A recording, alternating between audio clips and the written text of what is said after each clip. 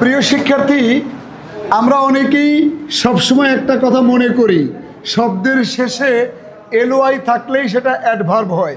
এটা আমাদের চিরাচরিত একটা নিয়ম মনে করি, এটা আমরা একটা ধারণা মনে করি যে যদি শব্দের শেষে এলওয়াই থাকে, এলওয়াই, তাহলে তা হয় অ্যাডভার্ব।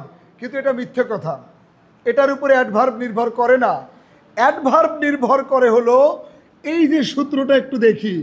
আমি একটা শব্দ লিখলাম ফ্রেন্ডলি, এলওয়াই আছে, এই এলওয়াই কেটে দেওয়ার পর যদি শব্দ বেঁচে থাকে, শব্দ যদি নাউন হয়, তাহলে মনে করতে হবে এটা অ্যাডজেক্টিভ।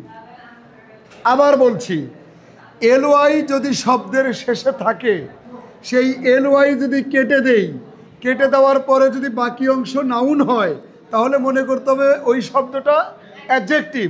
তার মানে ফ্রেন্ডলি এটা একটা অ্যাডজেক্টিভ।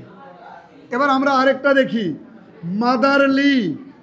তোমরা বলো তো, মাদারলি, এলওয়াই, এলওয়াই থাকার কারণে এলওয়াই কেটে দিলাম, থাকে মাদার, এটা নাউন, অতএব এটা হচ্ছে মাদারলি হচ্ছে অ্যাডজেক্টিভ।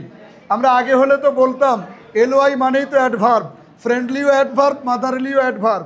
আসলে মিথ্যে কথা। তাহলে অ্যাডভার্ব কোনটা এবার দেখো। প্রবাবলি, এইবার এলওয়াই কেটে দিলাম, থাকে হলো প্রভাব। প্রভাব কোনো শব্দই না, তার মানে যদি কোনো শব্দই না হয়, নাউন না হয়, ওইটা হচ্ছে অ্যাডভার্ব। অর্থাৎ প্রবাবলি এটা হচ্ছে অ্যাডভার্ব। তাহলে আমরা নিয়মটা কি বুঝলাম?